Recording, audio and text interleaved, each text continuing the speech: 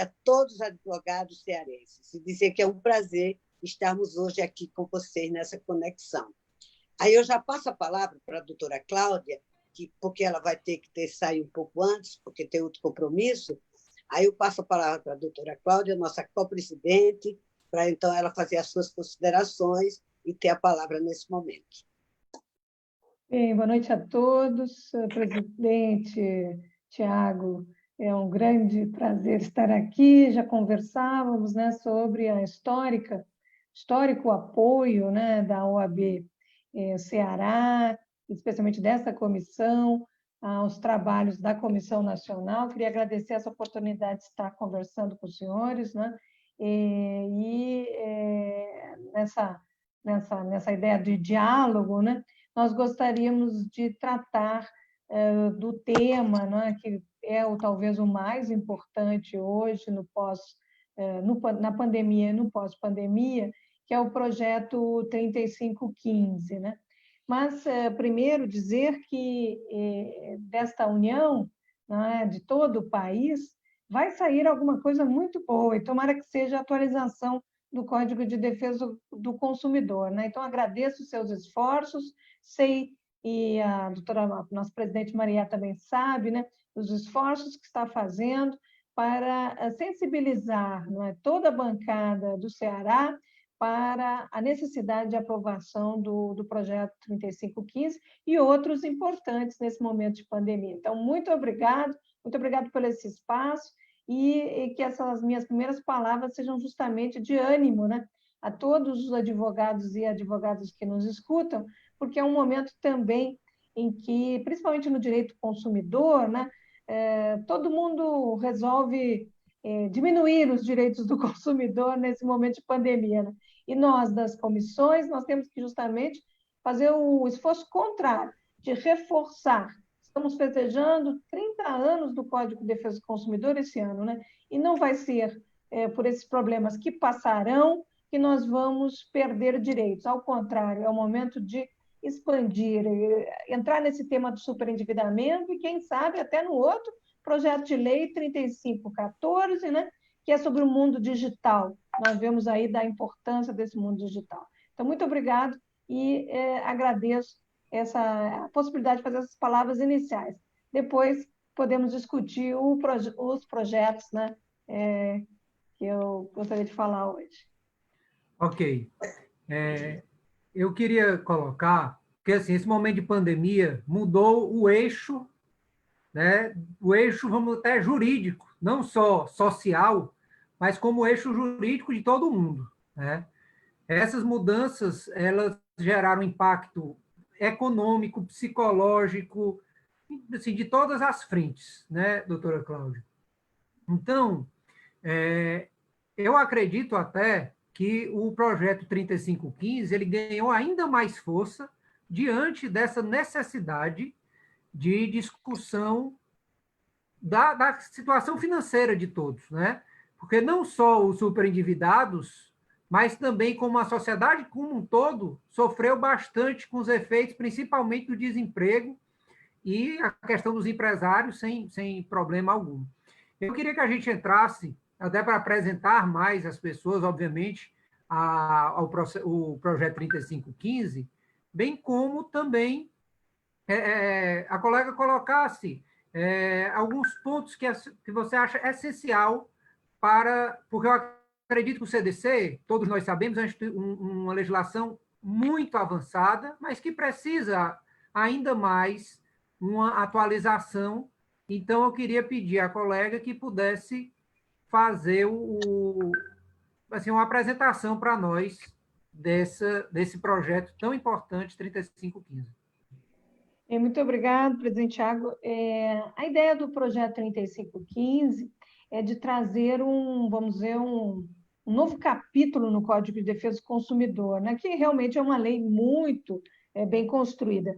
Mas, a partir de 2004, com o crédito consignado, né, houve o que Antônio Hermann Benjamin, nosso querido ex-presidente do Brasilcom, né, líder do movimento consumerista, denominou de bancarização da vida privada. Então, realmente, mais de 50 milhões de pessoas entraram e sem muita educação financeira, diga-se, entraram no mundo bancário, né, de cartões de crédito consignado, e realmente crédito é muito bom, né, mas é como se fosse uma moeda, tem dois lados, né? Quando acontece um acidente da vida, por exemplo, desemprego, doença na família, redução de renda, são os três maiores acidentes normais, nem em época de pandemia, né? Então, agora, em época de pandemia, isso tudo vai acontecer ao mesmo tempo.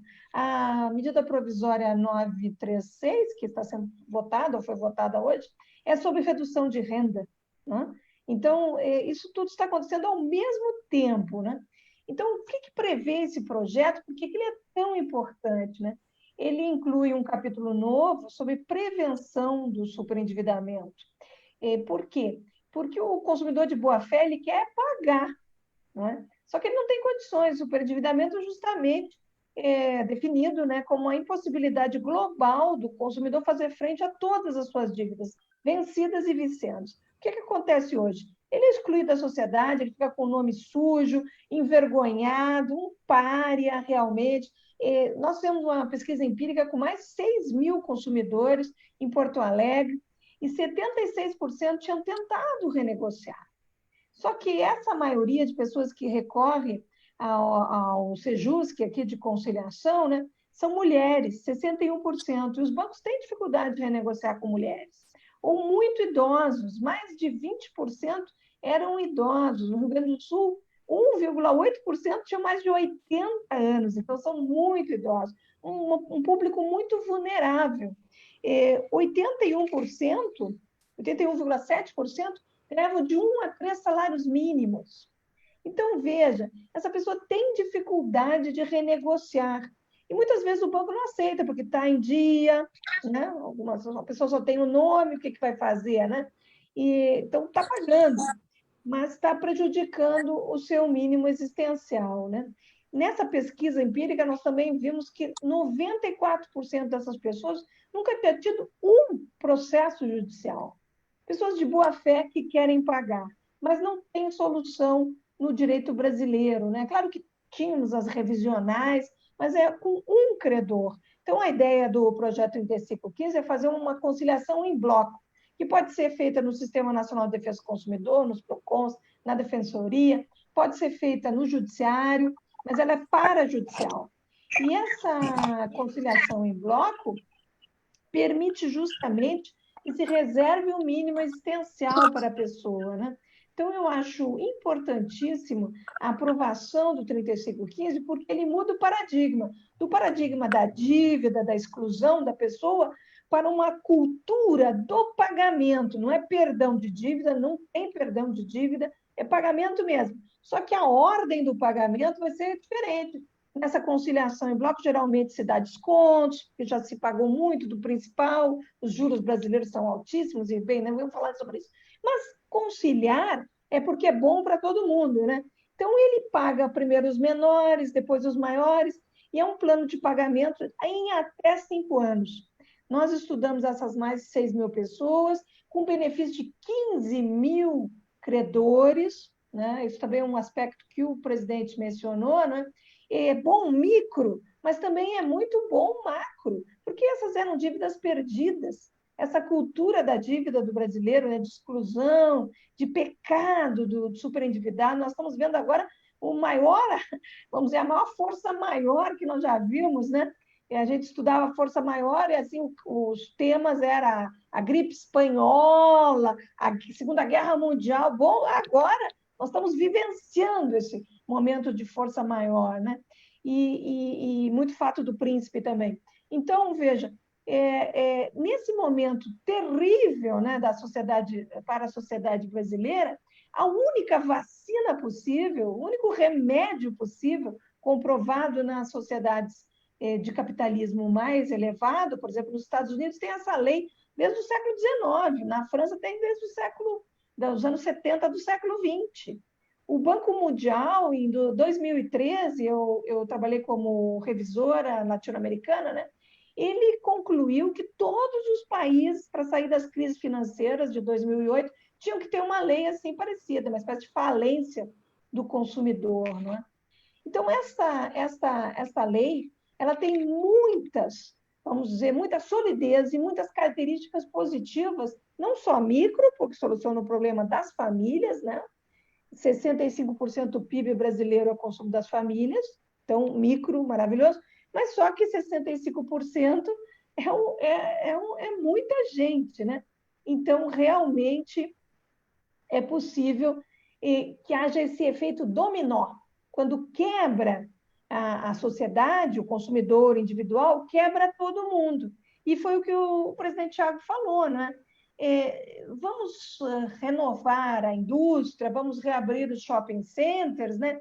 Para quem? Quem é que vai comprar? Quem é que se sente confiante hoje no futuro pós-pandemia? Ninguém. O que eu entendo, doutora Cláudia, até me corrija se eu estiver errado, mas enquanto nós não observarmos que é um fenômeno social, porque o direito ele serve também, diante da situação social, a norma jurídica ela precisa atender, né, a busca.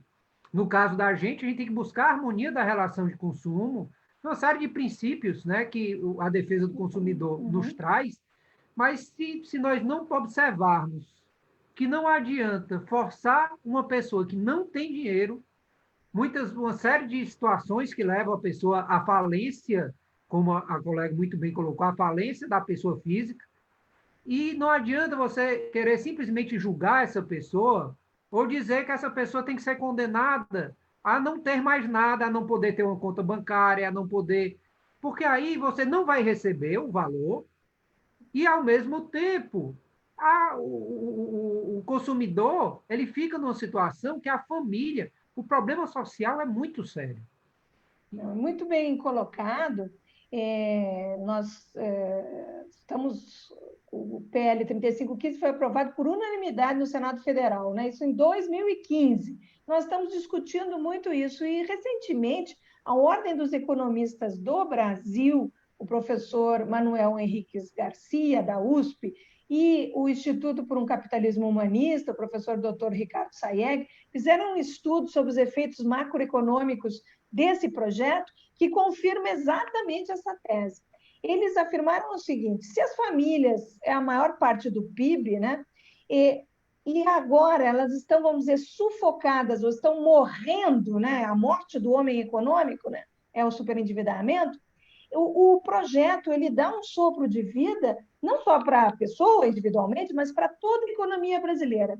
Eles calcularam que se o projeto fosse aprovado hoje, ele, vamos dizer, injetaria na economia brasileira 555 bilhões de reais.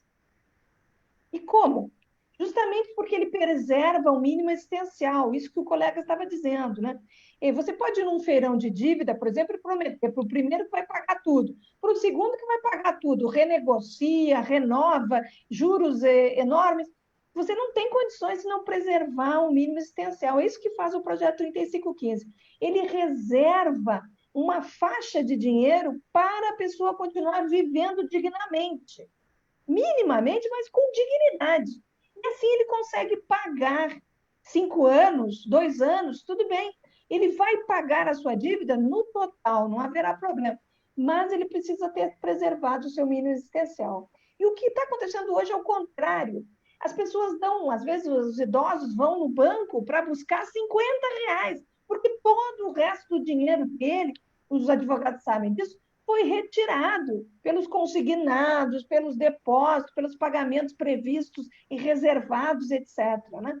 Então, se a pessoa tiver disponibilidade para pagar, ele vai comprar de novo o remédio, ele vai comprar as roupas necessárias, vai voltar a ter esse dinheiro injetado na economia. Então, macroeconomicamente, esse projeto também é uma solução para o problema pós-pandêmico. Né? Não sou eu que estou dizendo isso, porque eu nem teria condições, é a Ordem dos Economistas do Brasil, o Instituto por um Capitalismo Humanista. Então, realmente, micro e macroeconomicamente, esse projeto é o mais importante para enfrentarmos a pandemia. Existem outros projetos importantes de emergência, que eu também gostaria de falar, mas esses são projetos paliativos para agora, Existe, inclusive, na MP 936, uma ideia de aumentar o consignado para 40 mais 5%. É um absurdo, um É um absurdo. absurdo, porque vai levar um superendividamento enorme. Todo o dinheiro inteiro para os bancos e nada para a vida digna das pessoas. Então, o que nós precisamos é botar ordem no pagamento, é o PL 3515. Quem é contra a conciliação? Quem sabe que o outro está na ruína e, de boa fé, aumenta a ruína das pessoas? Só pode haver um interesse econômico dos pastinhas, dos agentes bancários, das associações efetivamente ligadas a esse grupo, né? Que se aumente para 50% quase do consignado das pessoas. As pessoas já estão super endividadas e esse projeto, que era sobre redução de renda, além de reduzir a renda das pessoas, ainda aumenta dessa forma. Então, que se vai passar uma coisa dessas para a pandemia, que será um terror, já agora 91 milhões de pessoas não pagaram suas contas. 91 milhões! Então, daqui a pouco, ninguém vai mais pagar a conta, que vai ser tudo consignado, né? E, então, se vai passar esse desfavor para a economia brasileira, né, que é a medida provisória 936, então que pelo menos se aprove no mesmo momento o PL 3515. Nós não podemos aceitar que no último minuto, antes da aprovação do projeto 3515, de urgência, essa medida provisória passe por cima e destrua o projeto, e destrua a possibilidade dessas famílias viverem dignamente no pós-pandemia, porque nós já temos 30 milhões de superendividados, vão ser 42 milhões no pós-pandemia. Nós já temos 12 milhões, mais de 12 milhões de desempregados, vão ser 20 milhões no pós-pandemia. Então, imagina, nós temos 66% das famílias com endividamento, vai ser 90% das famílias com endividamento. Então, o nosso mercado vai ser só para exportação, vai acabar com o mercado brasileiro. E qual é a solução? É a vacina, é o sopro de vida, é o projeto 3515. Ele é sólido, ele é comprovado, nós estamos discutindo ele há mais de 8 anos. Fizemos 6 meses de discussão só com a FEBRABAN. 35 reuniões técnicas, mais de 10 audiências públicas. E agora vai passar um projeto de emergência que foi redigido ontem. É brincadeira. É uma brincadeira, é quase uma ofensa para nós que participamos sob a liderança do eminente ministro Antônio Herman Benjamin, da comissão de juristas que elaborou o 3515. Então, é o momento da gente lutar. O Brasilcom vai lançar essa campanha amanhã, né? #aprova 3515. Eu acho que isso é a mais importante das nossas campanhas atualmente. Inclusive, nós estamos participando dessa campanha, tá, doutora Cláudia? Nós ontem, da Comissão de Defesa do Consumidor, tivemos a reunião com o parlamentar, Denis Bezerra, né, já falando sobre o projeto 3515, pedindo o apoio dele, porque, infelizmente, no Brasil, a questão técnica é muito deixada de lado em frente das questões políticas. As questões políticas passam à frente, e eu sempre digo dentro da comissão que, enquanto a defesa do consumidor não se preocupar com o legislativo, nós vamos ter muitas dificuldades. A senhora observa que a tendência da legislação, até da atualização, você vê que tinha um cadastro negativo, que era um cadastro positivo. É na contramão do que nós estamos falando. Nós temos que entender que o superendividamento é um problema sistêmico do país, social do país. E dentro dessa perspectiva, ele precisa ser enfrentado de forma séria, e isso englobando tanto não só a questão da legislação, e depois precisa trazer o judiciário, como o Tribunal de Justiça do Rio Grande do Sul já faz um trabalho brilhante, mas isso muitas vezes é o Tribunal de Justiça do Rio Grande do Sul, de Pernambuco, mas os outros estados precisam atentar para isso. E um projeto de lei faria chamar muita atenção, e realmente fundamental. Eu acho que a maior bandeira hoje da defesa do consumidor é a aprovação desse projeto, doutora Cláudia. Então, assim, para mim é uma honra muito grande estar falando com a colega, porque, como eu disse, eu pesquisava os seus livros quando eu estava nos bancos de faculdade, minha querida professora Amélia Rocha, né, uma amiga, e que com certeza está acompanhando aqui. Acabei de falar com ela no Facebook, no WhatsApp, mas é importantíssimo nós levarmos essa questão técnica à frente, né, e trazendo a sociedade civil e quem também milita na defesa do consumidor juntos para fazer essa campanha nas redes sociais, né? Então, eu queria que a colega reforçasse essa bandeira, né? E também trouxesse outro projeto. Eu queria também outro comentário, se fosse possível, o projeto do Denis Bezerra, um projeto de autoria dele, 1865, que fala sobre a suspensão de garantia nesse momento de pandemia. E eu queria que, se pudesse, a colega também descesse algum comentário a respeito disso. Mudou o eixo, como eu coloquei no começo, jurídico e social do país, e nós precisamos garantir a defesa do consumidor. Eu acredito que seja interessante também discutir a questão do prazo de garantia. O que é que a colega poderia nos acrescentar? Agradeço muito, presidente, o apoio eu diria, decisivo, né? E agora nós temos todos que pressionar. Cláudia, era bom ressaltar também o apoio que o PL 3515 está tendo de todas as instituições de defesa do consumidor do Brasil. Verdade. Todas estão unidas nessa campanha, sem exceção. Ministério Público, Defensoria Pública, nós da OAB, magistratura, da SUCOM, magistratura, todos, né, doutora Cláudia? Todos estamos unidos no PL 3515 por saber da importância do reflexo positivo que vai ter para o consumidor e para a economia do Brasil a aprovação do PL 3515.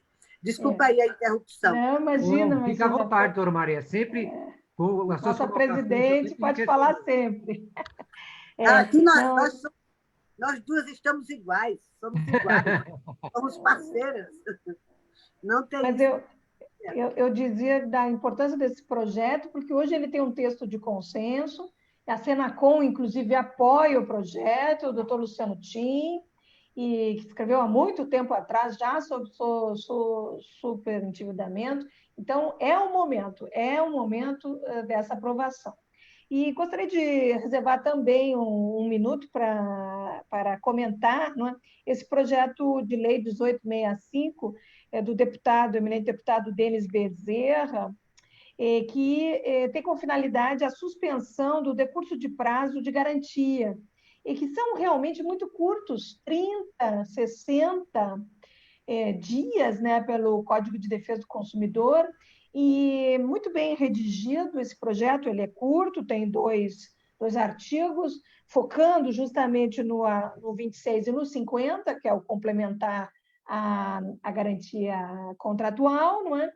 E ele me lembra o projeto alemão, que foi aprovado. O projeto alemão foi aprovado em 4 dias, em março, de 27 de março, a publicação no Diário Oficial, mas ele foi aprovado dia 25 de março. Então, é um fenômeno essa lei alemã, e essa lei alemã também faz a mesma coisa. Por quê?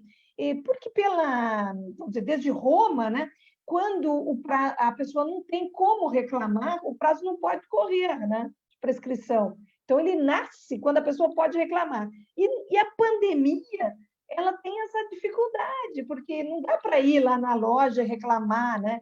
Então, tinha até um projeto que tentava diminuir os saques, mas a gente entende que o serviço de assistência ao consumidor ele tem alguma dificuldade durante a pandemia, porque ele vai ficar lotado, ele é a única via, né? Então, ainda correr a garantia realmente seria muito negativo. Então, eu queria elogiar esse projeto, e que, pelo que eu vi rapidamente, é claro, ele está naquele grupo de 200 projetos de urgência que estão sendo examinados, e ele, no caso, tem esse nível, essa qualidade, né, muito semelhante ao projeto alemão.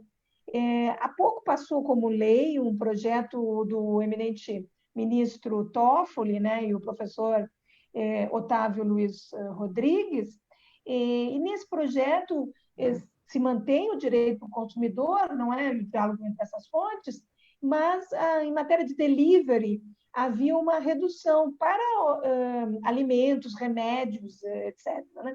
Então, assim como houve essa parte do delivery que se entende, ninguém vai pedir arrependimento para comida, ou de alguma coisa, né? Também é importante que o legislador se preocupe com os prazos de garantia, porque a garantia legal ela é da vida útil, mas realmente pode começar com a contratação, com a entrega da coisa. Mas se a pessoa não pode reclamar, não tem o que fazer. Então, eu gostei muito desse projeto, queria cumprimentar o eminente deputado, aproveitar para pedir o seu apoio, sei que a OAB já está trabalhando para pedir o apoio especificamente dele, né, para o PL 3515, que tem o mesmo espírito, né, que é um espírito de solidariedade, de cooperação, de renegociação, de conciliação, de inclusão das pessoas e de entender esse tempo difícil que nós estamos vivendo, né?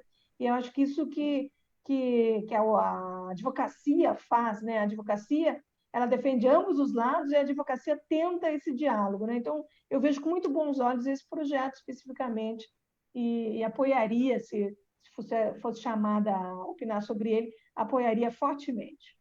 Inclusive, doutora Cláudia, a Comissão de Defesa do Consumidor ela vai buscar a bancada cearense, vamos buscar os deputados, senadores, na busca de fortalecer os projetos de defesa do consumidor. É muito importante isso. Eu quero cumprimentar a nossa presidente Maria Miranda, que desde o início sempre solicitou isso a todas as seccionais. Eu tenho certeza que eu tenho vários amigos presidentes seccionais que estão fazendo trabalhos brilhantes para mostrar o quanto é importante os projetos de defesa do consumidor terem andamento. Um projeto como esse, 5 anos, infelizmente, projetos que, quando eles querem colocar, em 4 dias passa, 5 dias, 10 dias, 20 dias. É impressionante como a defesa do consumidor. Agora eu garanto uma coisa: a FEBRABAN está lá todo dia, as outras instituições de fornecedores estão lá, a FEComércio, e as instituições de defesa do consumidor precisam também estar. Então, essa é uma conscientização, doutora Cláudia, que nós. E a comissão a comissão é espetacular. Eu quero dar um grande abraço, porque são 80 advogados, totalmente gratuita a prestação de serviço, mas com assim, espetacular a forma como eles.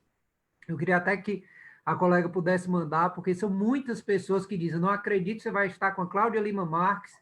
Então, para nós da Comissão de Defesa do Consumidor, é uma grande honra a sua participação aqui nesse debate.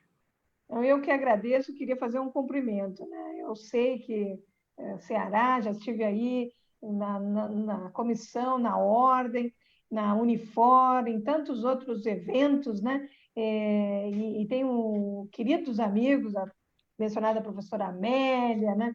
O professor Ardiles Soares, que é do Ceará também, né? Que estudou aqui conosco. Então, eu sei da força desse povo e, principalmente, eu sei de uma coisa, né? Que une, no caso, eu sou do Rio Grande do Sul, né? Aos colegas aí, que é a faca na bota, né? E acho que é o momento de nós tirarmos a faca na bota. Agora deu, já foi, já sofremos todas as derrotas possíveis do direito do consumidor. É o momento de ter coragem, é o momento, como disse o presidente Thiago, de estar exigindo que aprovem, pelo menos nessa crise, nesse momento, pensem nos consumidores e vão beneficiar toda a economia brasileira, porque a economia brasileira, 65,5%, depende do consumo das famílias. Então, é o nosso momento. Nós temos que realmente exigir dos nossos representantes esse respeito à ordem constitucional, né? Que colocou ali no 170 a proteção do consumidor. Que disse assim: Tiago, quem não é visto não é lembrado. Ele Mas falou nós vamos isso. Ser vistos. Então, assim, muitas vezes os políticos não conhecem a bandeira do consumidor. Apesar de todos nós sermos consumidores, mas são ainda muito leigos no assunto. Claro. Enquanto a FEBRABAN, a FEComércio está aparecendo nos gabinetes, nós da Defesa do Consumidor precisamos aparecer. E é por isso que eu repito aqui meu cumprimento à Marié. A Marié, ela quer falar aqui um minutinho. Tiago, uma das coisas que os políticos ainda não se deram conta é da importância do direito do consumidor, da defesa do consumidor junto à população, porque todos nós somos consumidores. E isso também, no momento que os políticos se interessam pela defesa do consumidor, isso também atrai votos, isso também atrai simpatia do eleitorado. É porque eles ainda não se deram conta, mas o direito do consumidor é um direito social e que atinge a todos. Quando os políticos derem conta disso, aí sim eles vão levantar a bandeira da defesa do consumidor no Brasil. Com certeza. É a defesa mais democrática possível, porque você defende o pobre, o classe média, o rico, a todos, o negro, o branco. E que atinge, porque todos nós somos consumidores. Então, os políticos ainda não se deram conta. Eu me divirto quando eu vejo alguns parlamentares que apresentam alguns projetos que vão de encontro ao consumidor, que está, inclusive, atingindo a ele mesmo como consumidor. E está criando a antipatia da população. Então, eu acho que é até negativo para a vida política deles, quando eles se colocam contra os interesses dos consumidores, sabe? É uma coisa que os políticos teriam que alertar para isso também, porque a defesa do consumidor, além de ser um direito fundamental, o direito é estabelecido na Constituição Federal, mas abrange todos nós, sejamos pobres, sejamos ricos, entendeu? Infelizmente, eles ainda não alertaram para isso. E, mais do que nunca, este é o momento de vislumbrar esses interesses, porque o consumidor, nessa pandemia, é o que está sendo, os direitos do consumidor é um dos que está sendo mais atingidos, sim, porque nós ficamos vulneráveis a essa situação. Claro que o mercado também está vulnerável, mas o mercado tem quem defenda o mercado.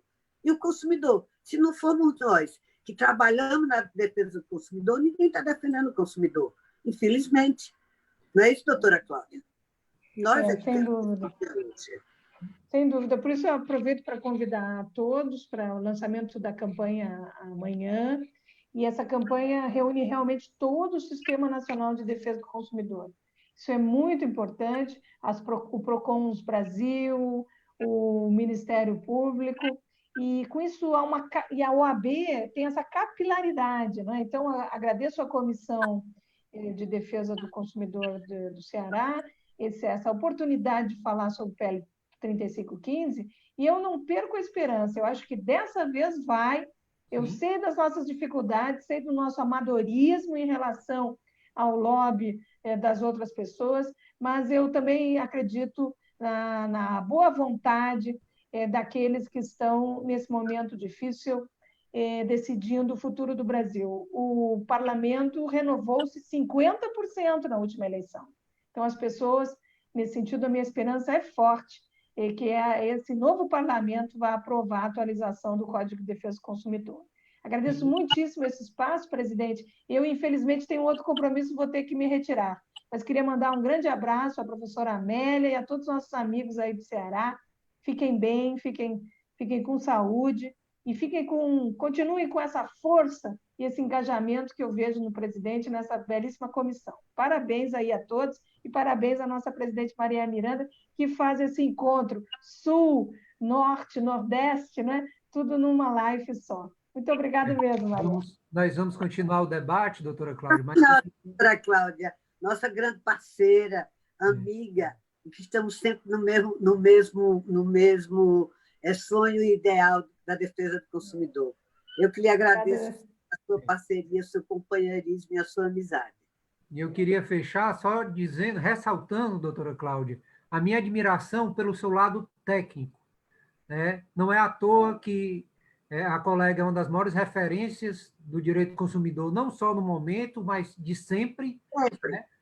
De sempre, por conta desse detalhe técnico. É tão bom ter um diálogo com o colega, porque você se sente, quando você conversa, você sempre está aprendendo com diálogo com uma colega. Então, assim, é fundamental. Infelizmente, o Brasil não é um país que trabalha muito a questão da pesquisa, né? Não dá muito valor, mas eu tenho certeza que onde a colega pode expor, e por isso que é importante realmente que assim, seja ouvida pelo Brasil todo, há um convencimento por conta da capacidade técnica que Cláudia Lima Marques mostra, não por outra coisa, mas é por muito estudo e muita qualidade no que fala. Então, eu queria agradecer, vou continuar com essa nossa grande Maria Miranda, né, nossa presidente da Comissão Nacional, mas realmente muito obrigado. Eu que Temos agradeço. congresso por aí, né? É, Não sei como é que vai fazer por conta da questão presencial, né? Mas, se for possível, gostaríamos de ter sua participação aqui, junto com a Marié também, né? Nos nossos próximos eventos. Pode ter com certeza que certeza. eu vou tentar agendar com o seu assessor, tá bom? Muito Obrigada obrigado, mesmo. Cláudio. Vamos continuar, então, com a nossa colega Maria Miranda.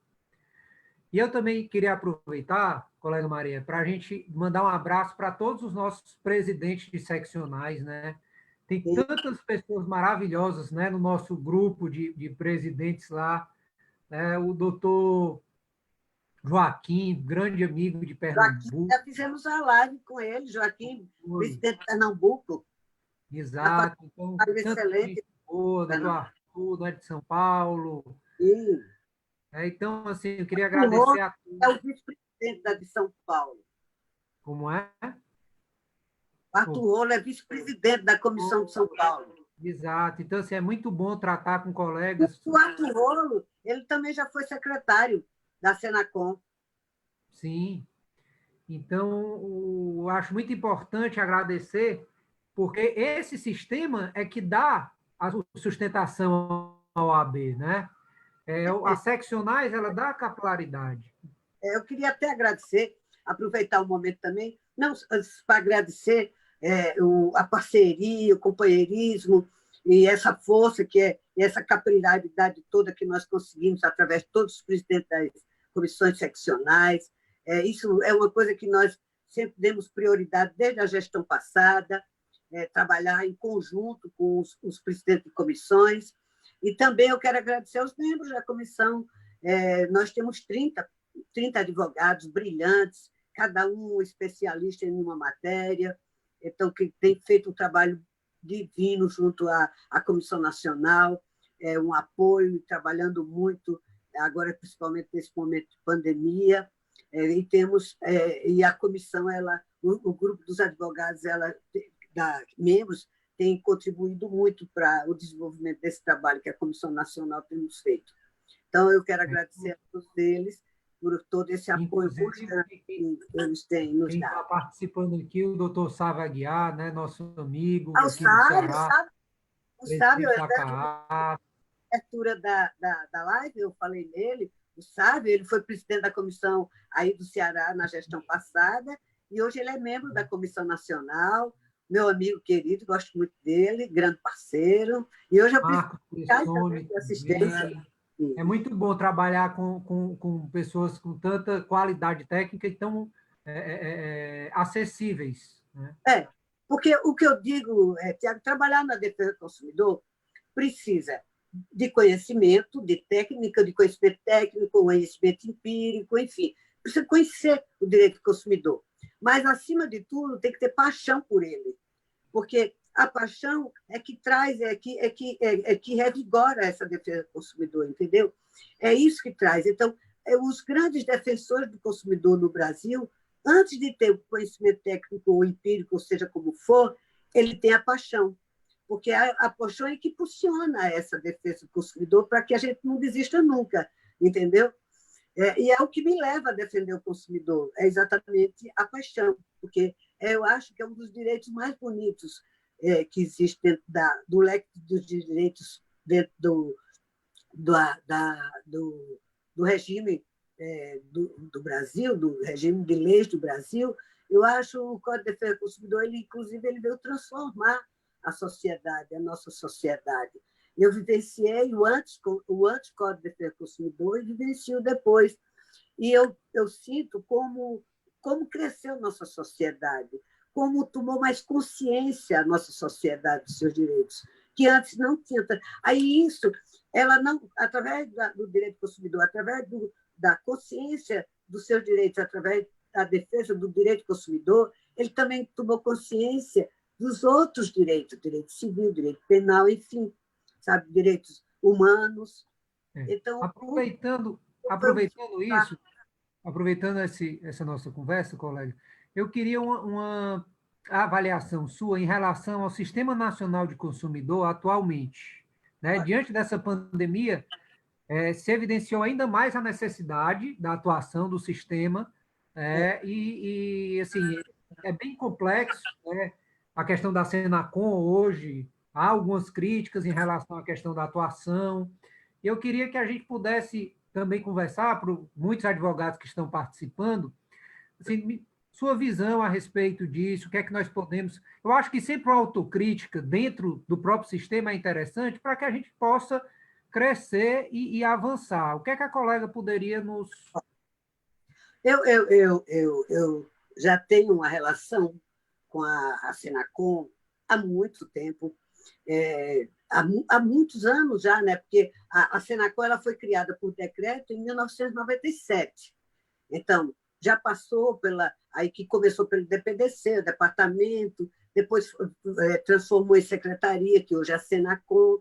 Então, nós sempre tivemos uma relação boa com a secretaria e com os seus secretários. Eu falo no sentido OAB, porque sempre, desde 1997, que eu atuo na defesa do consumidor pela OAB, e sempre tivemos essa relação muito boa. E continuamos tendo essa relação muito boa, junto com a pessoa do Luciano Kim. Eu converso com o Luciano Kim, eu discuto com ele, eu me coloco contra alguns posicionamentos dele, e vice-versa. Nós temos uma harmonia. Já fizemos, inclusive, alguns acertos, algumas parcerias, como foi com a plataforma consumidor.gov, que antes não podia o advogado ingressar com a procuração defendendo o consumidor, porque antes tinha que Eu ser o parabenizo a colega, foi uma bandeira que a colega levantou. era mais pessoalíssima, né? Só entrava o consumidor. Hoje, não. O consumidor já pode, através do seu advogado, ingressar com essa reclamação junto ao consumidor.gov. Isso foi uma vitória muito importante, tanto para nós, OAB, o sistema OAB e para toda a advocacia, como também para a própria Senacom, porque nós divulgamos isso, estamos nessa parceria com eles e tal. Inclusive, agora vai ser lançado o aplicativo. Pelo celular, você vai poder fazer sua reclamação pelo consumidor.gov. Então, o que eu falo quando eu digo assim, nossas parcerias, e assim, todas as vezes que eu procuro o Luciano Kim para dar uma sugestão e tal, como foi na medida provisória 948, que, a princípio, a questão das passagens... 948, não, a de transporte aéreo, quando foi para a questão de cobrança de passagem e tal, eu pedi para que ele fizesse, quando houvesse a remarcação, não tivesse o aumento de tarifa. Aí, então, nós negociamos isso e foi assim que foi publicada. Enfim, tem coisas que... Outra questão de plano de saúde também. Nós sempre temos sido atendidos pelo Luciano Kim. Agora, que existe uma reclamação geral com relação à secretaria, à Senacom, existe. Primeiro, porque a Senacom, o que é o fator mais importante da Senacom para o sistema? São os PROCONs. Né? Não que ela tenha uma regulamentação sobre os PROCONs, porque os PROCONs são independentes.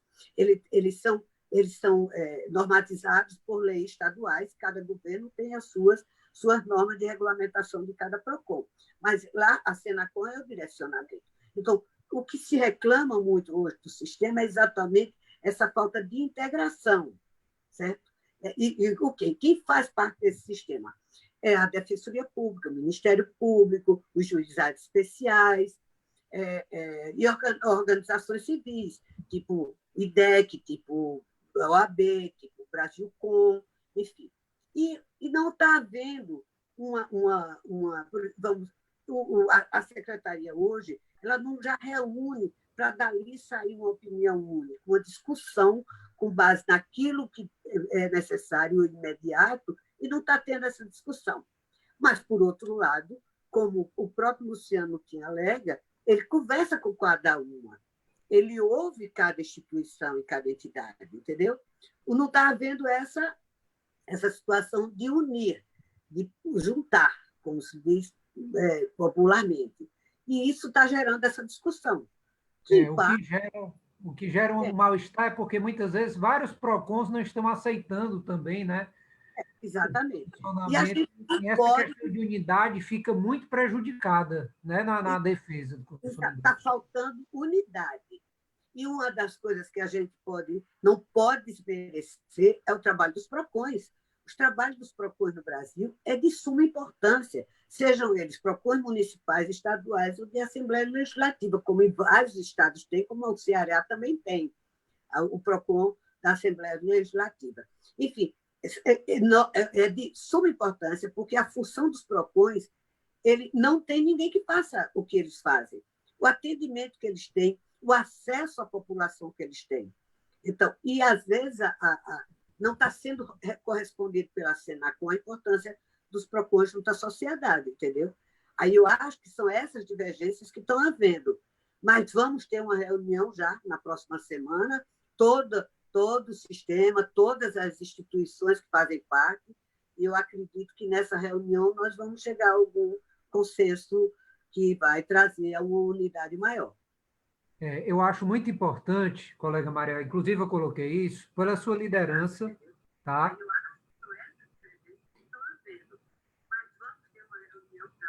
Opa. Espera um minutinho. Oi, Maria? Oi, estou ouvindo. Opa, desculpa, deu um erro aqui. Então, pronto. Eu trouxe esse debate porque assim, a sua liderança é muito importante nisso. Eu acho que nesse momento a gente precisa de unidade. Eu confesso que eu também, assim, como alguém que estuda a defesa do consumidor já desde o início, né, da minha carreira, eu fico muito preocupado com alguns posicionamentos da Senacom, né? E até o comentário de muitos colegas que dizem: rapaz, será que a Senacom está protegendo mais o fornecedor do que o consumidor? Então, eu acho que, assim, o posicionamento, obviamente, cada um tem o seu, e como eu até coloquei com a doutora Cláudia, é muito importante a questão técnica, todos nós temos estudos e nós podemos se posicionar de forma A ou B. Mas quando se reverbera demais essa questão, é importante buscar essa unidade, e principalmente que vem de cima, né? Que vem de quem está no comando do sistema. Um exemplo disso que você está falando foi a nota técnica sobre as instituições de ensino. A nota técnica que saiu da Senacom, ela foi muito controversa dentro da situação em que nós estamos, né? Porque até sugerir para aplicar multa para rescisão contratual, num momento como esse, o que não é viável. Quando todas as instituições de defesa do consumidor, inclusive nós, OAB, nós estamos pleiteando que haja uma harmonia, conciliação, e principalmente com relação às instituições de educação, que é o momento de maior harmonia, porque tanto as instituições estão passando por uma situação complicada, difícil, e também os pais responsáveis também, como consumidores, estão passando uma situação difícil. Muitos não têm renda nenhuma. Então, como é que eles vão suprir esses contratos junto às instituições de educação para seus filhos? Então, a nota da Senacom, ela foi muito controversa dentro do sistema. E o pior, que as escolas quiseram muito se direcionar pela nota técnica da Senacom, que não trouxe. E olha que a Senacom, através da plataforma consumidor.gov, ela traz muito a ideia da conciliação e desjudicialização. Só que sua nota técnica, ela veio na contramão do que ela prega, que não foi conciliar. Por exemplo, desconto linear nas escolas, no meu conceito, no meu entendimento, é descabido, porque cada escola ela tem uma referência, ela tem um orçamento, ela tem uma receita. Tem escolas enormes que cobram 3 mil, 4 mil por um aluno, mas tem escolas de periferia que não tem aquela mesma sustentação que uma escola grande. Então, tem que ser um trabalho, tem que ser um tratamento pessoal, muito pessoal, tanto do pai para a escola, como do pai responsável pela escola, com o pagamento das mensalidades, como da escola para o pai. Então, não pode ter decisões judiciais que determinem desconto linear, ter nota técnica nesse sentido. Eu sou contra. O que temos que trazer para a discussão, acima de tudo, é harmonia entre a escola e os pais e a escola. porque hoje é uma situação difícil para os professores que não estão acostumados a dar aulas virtuais, enfim. É uma situação, nós temos falado muito sobre isso, mas eu gosto sempre de tocar nesse ponto, porque foi um ponto que eu, na minha opinião, eu considerei negativo que saiu da Senacom, que foi aquela nota técnica, entendeu? E, para mim, ela não serve de parâmetro, não neste momento. Sim. E como você disse, muitos fornecedores utilizam da nota técnica para tentar dizer que não vai negociar. Exatamente. É um absurdo, porque a negociação, essa harmonia, e eu acho que a defesa do consumidor está atenta, está buscando equilibrar, porque a gente sabe que não adianta o mercado sem o fornecedor, Com mas certeza. também a gente não pode se manifestar de uma forma. O que eu acho até que faltou aprofundar. Eu acho que Exato. certas vezes, quando você aprofunda, você consegue ser melhor entendido e não Exato. colocar simplesmente algumas palavras que o fornecedor muitas vezes pegou do parecer e utiliza. Principalmente os sindicatos de professores e os sindicatos de instituições de ensino se pegar na nota técnica como se a nota técnica fosse uma norma que tinha que ser respeitada. A nota técnica é apenas uma referência de conduta. Não é uma norma que tem que ser aplicada, é uma referência de conduta. É diferente da medida provisória, né? Que a medida provisória, não, é uma norma com força de lei que produz efeito imediato. Só que a nota técnica, não. A nota técnica é apenas uma referência de como se conduz, como se poderia conduzir uma negociação, um acordo, ou como seja. Mas o problema das instituições de ensino é que tomaram a nota técnica como se fosse uma lei, uma regulamentação que tinha que ser, e quiseram impor isso aos pais. Aí o que é que acontece hoje? 75% dos alunos universitários das universidades privadas estão inadimplentes, já houve 32 desistências de alunos nas escolas das universidades privadas, sem contar, porque eu não tenho dados ainda estatísticos, das escolas de maternal, fundamental e ensino médio. Mas, com certeza, vai ter uma evasão enorme, enorme. Fora, sem contar com a inadimplência, que também vai gerar muito. Por quê? Porque não houve uma empatia das escolas com os pais. Entendeu? Infelizmente, foi um problema sério.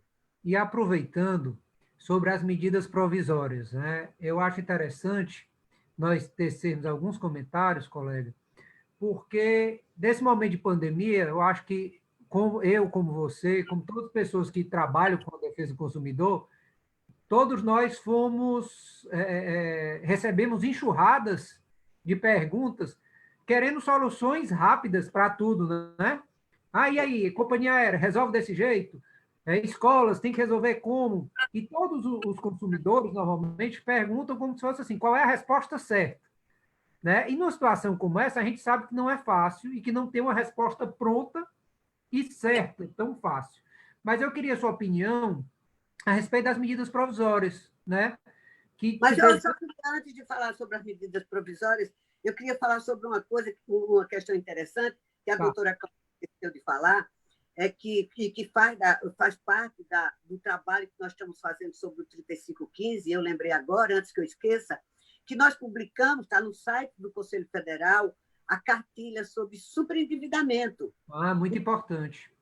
Um mapeamento de todos os projetos piloto de tratamento do superendividamento, que vários estados já têm, através de seus tribunais de justiça, os PROCONs e tal, que tem um tratamento para o superendividamento, para fazer exatamente, para chamar aquela pessoa que está endividada, para negociar suas dívidas, mais ou menos a proposta do 3515. Então, quem estiver interessado, entra no site da OAB, do Conselho Federal, dá uma olhada lá na nossa cartilha, que é um orientador exatamente para essas pessoas que estão super endividadas. Eu queria agradecer. Eu queria só agradecer ao Alexandre Diniz, nosso membro, que participou desse estudo para fornecer as informações em relação ao Ceará. Muito obrigado, Alexandre. Os dados do Ceará, sim. Passamos à frente no debate. Vou falar sobre as medidas provisórias. Só agora, nesse período de fevereiro para cá, tivemos mais de 40 medidas provisórias. Nunca visto isso em um período tão curto de medidas provisórias.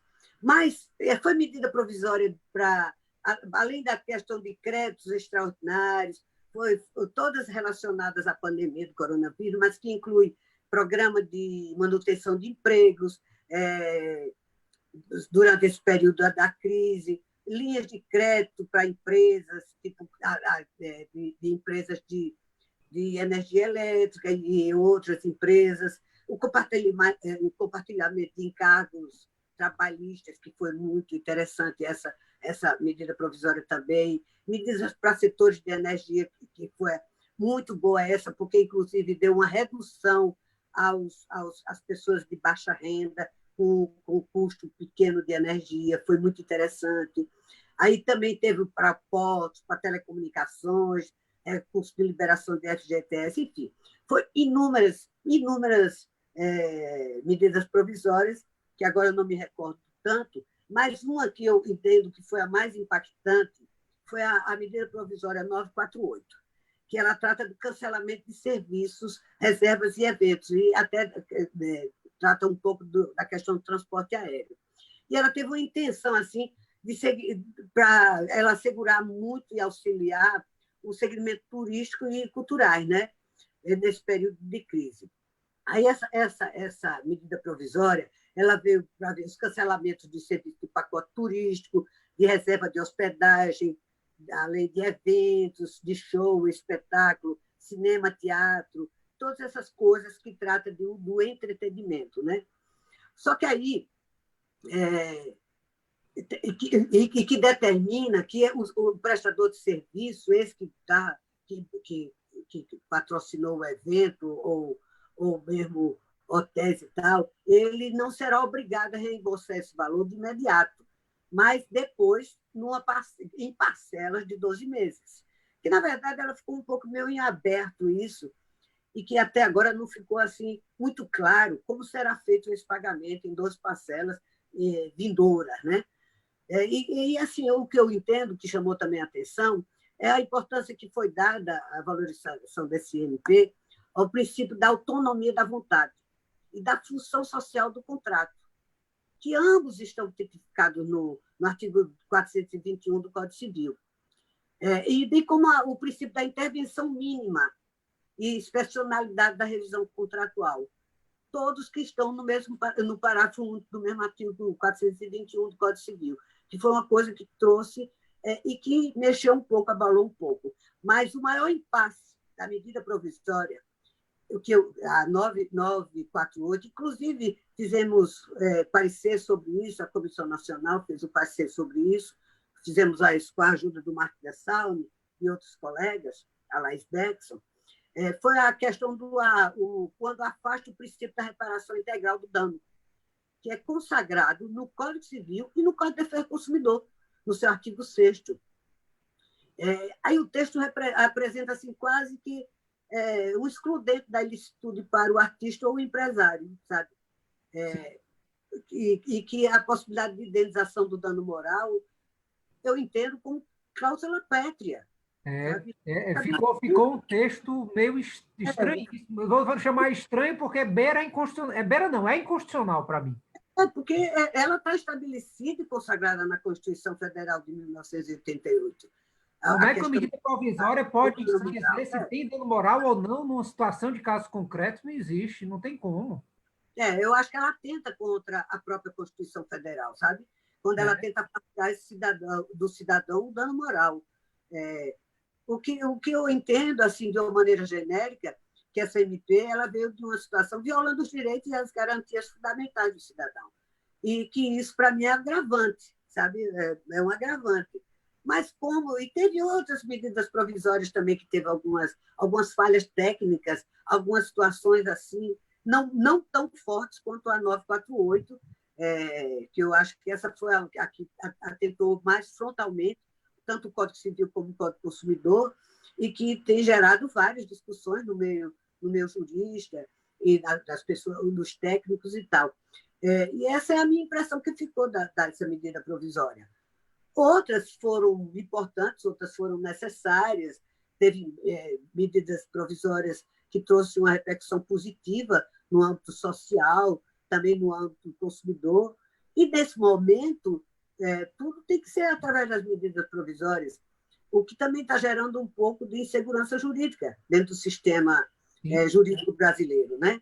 Porque o que está dominando hoje são essas medidas provisórias, que nos causam essa insegurança jurídica.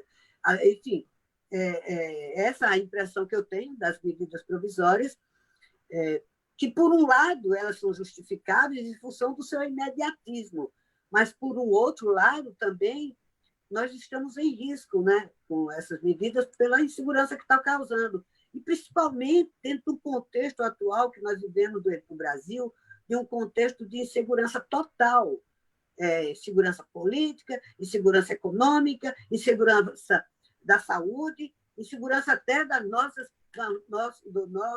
principalmente também do emocional do brasileiro, né?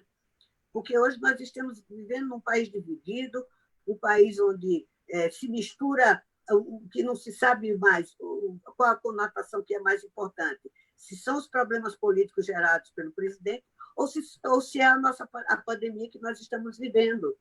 Uma situação que é caótica no mundo inteiro e que no Brasil, por alguns, está sendo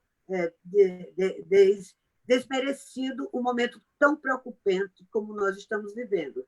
Então, e o que me preocupa também, Maria, dentro dessa questão técnica e política que eu coloquei no começo, é que eu vejo que muitas vezes, até mesmo a questão da presidência, não se preocupa um pouco com a técnica, né? Você vê que na própria 948 vem com uma dos últimos artigos, fala que a relação de consumo é um caso fortuito.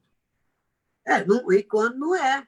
Né? Não, quando eu digo a você, a 948 ela veio assim, de uma forma, parece até que não foi uma pessoa ou um advogado. Direito, né? Parece até que foi um leigo que fez.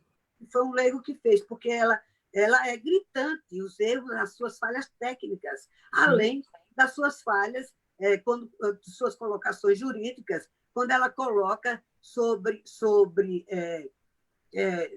uma.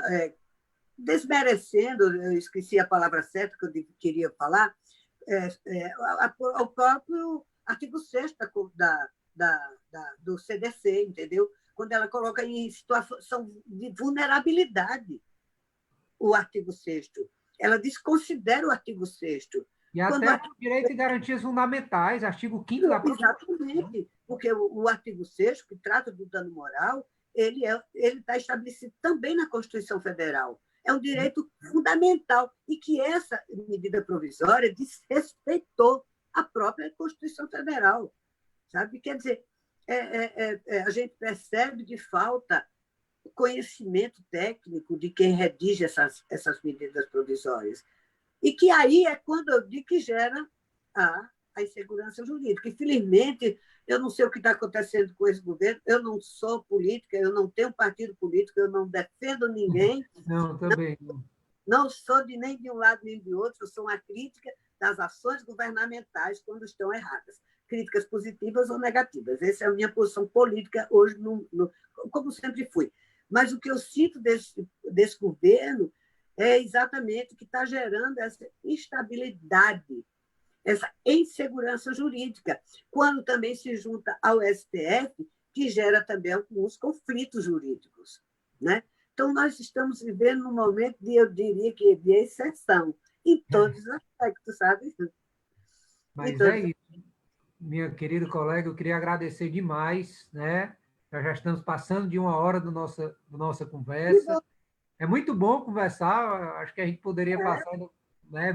Flui muito bem a nossa conversa, mas eu queria que, assim, primeiro agradecer demais, né, todo o seu apoio, tá? E nos colocar à disposição, que eu repito, eu só estou à frente, mas a comissão é que faz o trabalho todo, né?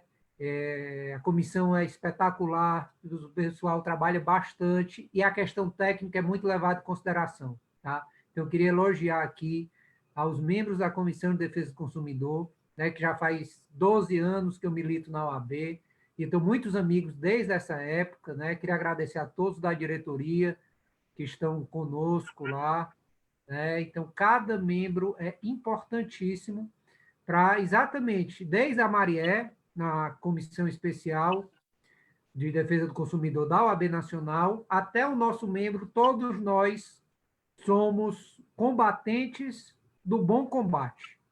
Com certeza. Então, nós só E os temos a agradecer. mais fortes. Então, eu só queria agradecer a você por ser essa pessoa acessível que é. Né? Quero agradecer muito ao presidente da ENA, agradecer ao presidente da ENA, não, da ESA, agradecer ao presidente da OAB, que permitiu esse...